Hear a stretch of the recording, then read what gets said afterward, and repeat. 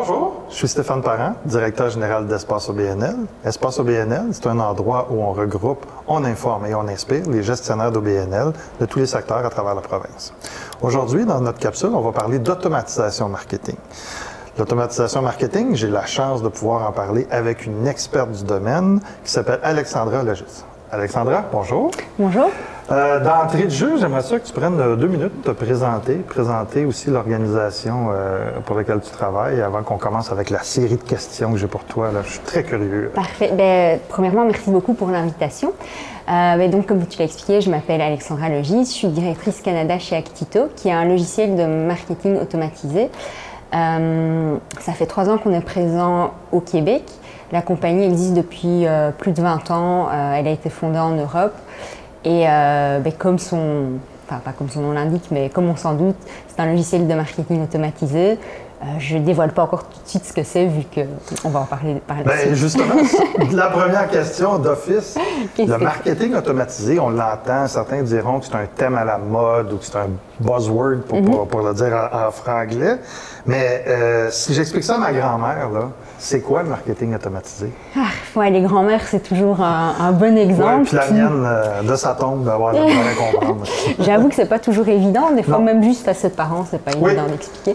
Mais ses employés, des fois, ça Oui, tout à fait. Au mien, ce serait plus inquiétant s'ils ne savaient pas ce que c'était. Mais enfin, le marketing automatisé, en fait, ça regroupe plusieurs choses. Au sens strict du terme, évidemment, on l'entend dans le terme, c'est du marketing automatisé. Donc, c'est-à-dire que les actions marketing vont être automatisées.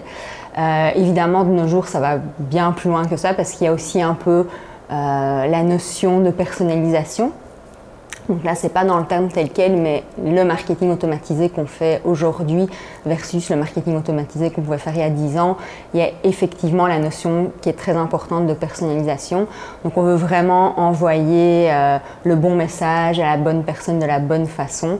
Donc pour vraiment expliquer, peut-être qu'une grand-mère, elle comprendra un peu moins ça, mais moi j'aime bien comparer ça à du courriel de masse versus le marketing automatisé. Le courriel de masse, qu'est-ce qu'on fait? On prend une liste, on envoie la même chose à toute sa base de données, puis il n'y a pas de personnalisation, il n'y a pas de comment dire, c'est vraiment, on envoie ça à tout le monde reçoit la même information, ceux qui aiment bien, ils s'en servent, ceux qui n'aiment pas, tant pis. En marketing automatisé, on va vraiment essayer de s'adresser à certaines personnes spécifiquement par rapport à leur centre d'intérêt. Est-ce que je me trompe aussi toute la notion de comportement, j'ai fait une action X, je vais recevoir un message Y, tout à fait. vient se rajouter en plus de la personnalisation? Oui, exactement. Donc, j'ai acheté une formation, j'ai reçu un document qui est en complément de la formation ou ainsi de suite. Exactement. En fait, c'est ça, c'est vraiment, on va essayer d'instaurer une forme de dialogue avec les personnes avec lesquelles on communique. Donc, dans le dialogue, on va essayer d'en savoir un peu plus sur ce qu'elles font, ce qu'elles aiment, ce qui les intéresse. Que ce soit un peu en B2C ou en B2B en fait. Donc un très bon exemple, quelqu'un qui va télécharger un livre blanc spécifique, on va essayer de lui envoyer de l'information par rapport à ce sujet-là versus lui envoyer, je ne sais pas moi, toute notre offre de service au complet, alors qu'on sait que spécifiquement, c'est vraiment ça qui l'intéresse. Puis, tu sais, si je peux donner quelques exemples d'applications qui est plus au milieu des OBNL, peut-être, parce que ça va... disons, dans un centre sportif ou une activité sportive, si tu achètes un cours de Zumba un jour, tu peux recevoir 2-3 semaines après une offre spéciale pour les cours de yoga qui pourraient être en lien aussi. Exactement. Ou tu as inscrit ton enfant au camp de jour. Quand on arrive à l'automne, l'enfant, vu qu'il a participé au camp de jour durant l'été, va recevoir des offres spécifiques ou un message spécifique pour le camp de jour de l'année prochaine. Mais tout ça se fait d'une manière pré-programmée et avec peu d'intervention en fonction. Tout à fait. Donc, en fait, tu l'expliques super bien, puis c'est des excellents exemples. Donc, en fait, c'est ça, il y aura un template qui va être créé en arrière de ça, puis après, on va créer des scénarios. Enfin, nous, on appelle ça des scénarios. Des fois, on va parler en anglais des flows, des cheminements, des séquences, etc. Mais c'est ça l'idée. Donc, mettons, une personne s'est inscrite à une activité. Là, on va retenir qu'elle a participé à cette activité. on va lui pousser de l'information en lien avec cette activité. Donc, comme tu l'as expliqué, ben, mettons quelqu'un qui a pris un cours de Zumba pour être intéressé par un cours de yoga, peut-être plus que par un cours de soccer. Donc, c'est ça. Puis, ben, en arrière de ça, c'est pas quelqu'un qui fait ça à la graine, qui commence à checker toutes les campagnes pour voir, oh, ben lui, il a l'air intéressé par ça. C'est vraiment automatique. Et tout le cheminement se fait de façon automatique aussi. Donc, on va créer les gabarits des courriels. Après, on va faire des cheminements. Donc, point de départ, la personne s'inscrit à une activité. On lui envoie un courriel pour confirmer son activité. Après ça, on peut par exemple lui renvoyer même un texto pour lui rappeler, ah, ben, ton activité a lieu tel jour. Après c'est pas juste les courriels. Non, c'est pas juste les courriels, effectivement, c'est différents canaux. Ça peut être des courriels, ça peut être des, comme je disais, des textos. Ça peut même être, mettons dans certains cas, si une OBNL ou quoi a une application, des notifications via application. On peut faire des envois. Oui, tout à fait, papier. Des envois postales. Exactement, parce que ben, ça, on va en parler aussi, mais par exemple, les personnes plus âgées, des fois, elles aiment bien recevoir encore un courrier par la poste. Donc ça, c'est aussi quelque chose qui est extrêmement utilisé, puis spécifiquement pour les OBNL. Donc, je pense qu'on aura l'occasion d'en reparler un peu plus tard. On va y en découvrir en masse. Là. Ce que j'aime, c'est qu'en début de rencontre, comme ça, on puisse déjà donner des graines qui puissent germer, puis se dire, OK, je peux faire ça. Parce que on est beaucoup au Québec à utiliser les programmes de fidélisation. On reçoit les communications de ces programmes-là sans nécessairement se dire que ces principes-là pourraient être appliqués dans notre OBNL. Exactement. Ça, je trouve ça essentiel de pouvoir se dire que c'est rendu accessible maintenant. Oui, tout à fait, c'est ça. Puis, ce qui est intéressant aussi, c'est de pouvoir en parler pour démystifier un peu tout ça. Parce que des fois, ça a l'air beaucoup plus gros que ce que ça n'est en réalité. Et donc, l'idée derrière le marketing automatisé, c'est vraiment d'automatiser tout ce qui peut l'être pour que finalement les ressources en marketing et tout ça puissent utiliser leur temps à réfléchir et à mettre en place des stratégies intéressantes plutôt que de perdre leur temps finalement à les mettre en place. C'est ça aussi qui est important. À l'activer. Oui, exactement. Et donc, je trouve que pour des OBNL, c'est encore plus intéressant parce que souvent, c'est des équipes un peu plus réduites qui doivent faire beaucoup de choses. Donc, ça permet aussi de leur dégager du temps pour des choses beaucoup plus intéressantes ou qui ont une plus grande plus-value pour l'OBNL. Est-ce qu'on peut dire que c'est pas mal tous les OBNL qui pourraient en profiter ou qui pourraient l'utiliser? Oui, honnêtement, dépendamment des secteurs, la plupart pourraient l'utiliser parce que peu importe un peu au niveau du fonctionnement, elles ont toutes besoin de communiquer avec leurs membres. Donc déjà, en partant, dès qu'il y a un besoin de communication... Déjà, tu as dit un mot magique qui est membre. Donc, toute la stratégie reliée au membership, c'est quelque chose qu'on peut automatiser. Exactement. Donc, les renouvellements, tout à fait. Les achats complémentaires, les achats croisés tout aussi. Tu achètes dans ton membership, tu reçois des offres pour des formations ou dans ton membership, tu as certains types, tu as un panier de produits qui est par la suite. Fait que ça, on peut cibler la notion de membre. J'aimerais ça qu'on regarde aussi la notion de donateur et de contribution financière, qui est un autre gros secteur où l'automatisation marketing a des gros potentiels. Tout à fait. Mais là, tu mets justement le doigt sur un point important. Moi-même, je suis sur le CA d'un OBNL.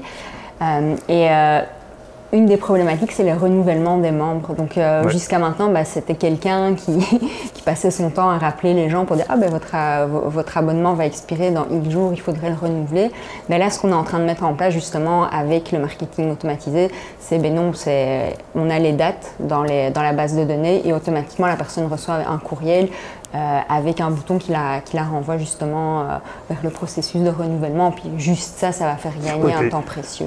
Puis si on va un petit peu plus loin aussi, une fois que, mettons que tu as plusieurs types de membership, dans le courant de l'année, il va y avoir plusieurs types de communication qui vont être automatiques, soit parce que tu as accès à certains services dans ton forfait de membership, donc tu as accès à certaines activités. Fait qu'on va beaucoup plus loin que juste le renouvellement. On va vraiment dans un processus sur plusieurs mois, plusieurs années, qui commence à partir du moment où tu es dû pour ton renouvellement. Exactement. La même chose, je pense, au niveau des dons. Là. Si mes exemples sont bons, c'est que tu as participé à un événement philanthropique, mais tu peux recevoir plusieurs autres communications. Tu vas être ressollicité automatiquement invités.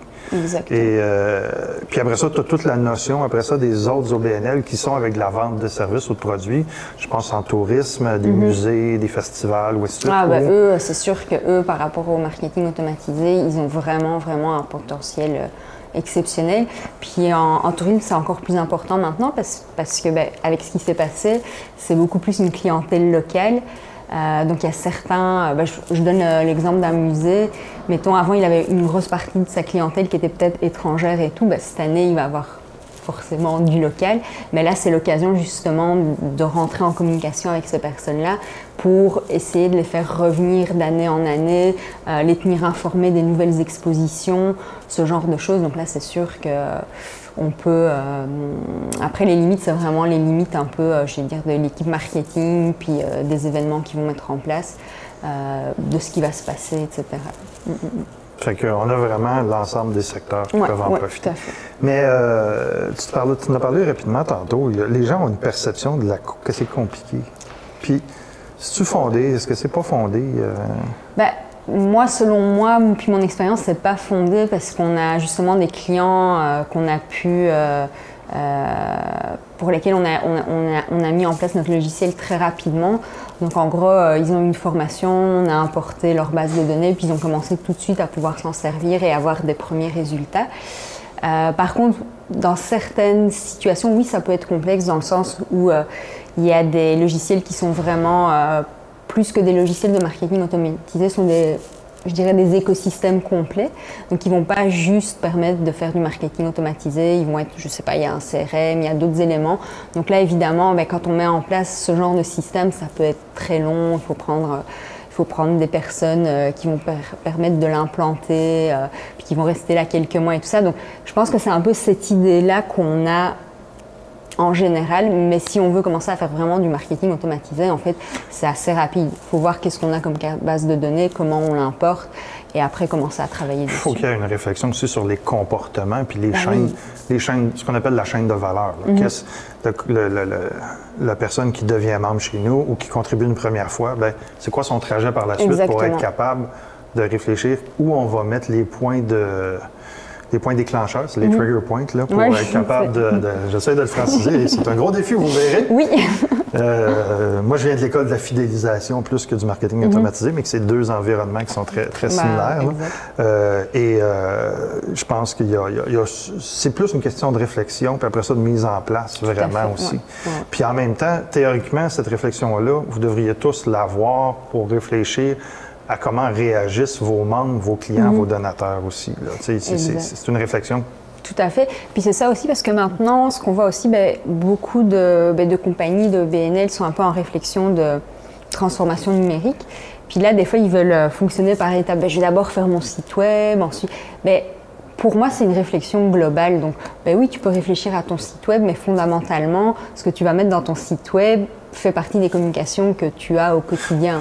On a un webinaire qui s'en vient, puis vous allez pouvoir le racheter dans la boutique en ligne une fois qu'il va être passé sur les personas marketing.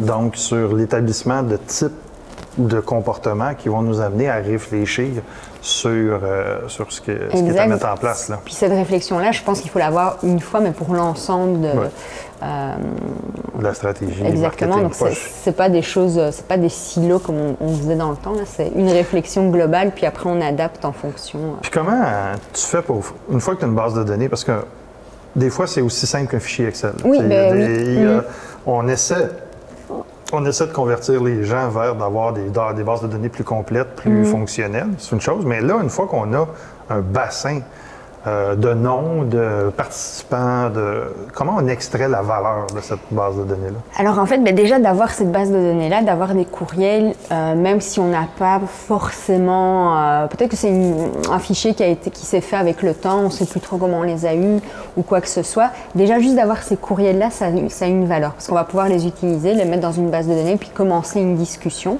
Après, ce qui est important, c'est finalement de nourrir la base de données et donc... la faire grossir, mais aussi, à la limite, c'est même plus important, c'est activer cette base de données. Parce que c'est vraiment bien d'avoir des courriels, mais si vous en servez, ça ne sert à rien. Donc, c'est vraiment l'idée de la base de données, c'est le point de départ, mais il faut l'activer et c'est là qu'on va aller chercher la plus-value. Un cas type, là, je l'ai vécu avec une association dernièrement. Juste pour l'illustrer, l'association offrait des webinaires gratuits, mais il n'y avait pas d'inscription au webinaire. Ah, donc, ils ne collectaient pas. Donc, ils ne collectaient pas de données. Puis c'est donc ce que j'ai dit au directeur général. J'ai dit, ce que tu devrais faire, c'est des inscriptions. Comme ça, après ça, quand tu mets tes autres webinaires en ligne, tu peux recommuniquer avec les gens. Puis de ces gens-là, tu regardes ceux qui sont membres, ceux qui sont non membres. Puis là, ceux qui sont non membres, tu arrives avec une autre stratégie de communication pour les convertir en membres. Puis là, une fois qu'ils sont membres, est-ce qu'ils ont acheté un produit? Est-ce qu'ils n'ont pas acheté tes formations? Là, tu arrives. Fait que là, on est arrivé à créer un arbre. Tout à fait. On partait d'un point d'intérêt qui est un webinaire dans le cas de son association, mais on pourrait partir d'un événement philanthropique ou d'une course où on ramasse des fonds, puis on arrive avec plusieurs comportements possibles. Puis c'est là où on introduit aussi la notion de conversion. Oui, j'aimerais ça qu'on en parle un petit peu de la conversion, de l'augmentation des taux de conversion aussi. Mais donc, par exemple, le webinaire, c'est un bon exemple parce que c'est un excellent point de départ. Donc, le webinaire, si la personne s'inscrit, elle a un intérêt pour la thématique du webinaire. Donc déjà là, on va pouvoir, à l'inscription, déjà savoir c'est quoi, un peu. Tout à fait, c'est quoi son intérêt. On peut savoir, mettons, parce qu'il y a certains organismes, ils vont aller chercher par exemple du corpo, mais ils vont aussi chercher des individus. Et déjà là, par rapport aussi, mettons, aux informations que la personne va entrer, on va savoir, est-ce que c'est un individu ou est-ce que c'est plus une personne qui est là en tant que membre d'une compagnie. Exactement. Donc déjà là, on a deux personnalisations possibles. Après ça, forcément, ici c'était des webinaires gratuits, mais j'imagine qu'il y a des... D'ailleurs, Espace BNL est un bon exemple, qui vendent des webinaires. Donc là, du coup, une conversion hyper intéressante, c'est je fais un premier webinaire gratuit, je vais dire un petit peu... général ou un peu plus vulgarisé par rapport à une thématique. Après, j'envoie un courriel parce que dans un mois, il y a justement un webinaire complet d'1 heure, 1 heure et demie qui développe la thématique complètement. Là, si la personne s'inscrit puis reçoit la communication comme quoi il y a ce webinaire-là, ça va être une conversion parce qu'elle va s'inscrire. On va faire la même chose. Mettons, on a des enfants qui participent à un atelier de soccer, puis après ça, on développe des séries de coaching particuliers ou qu'on a de la formation d'équipe de compétition.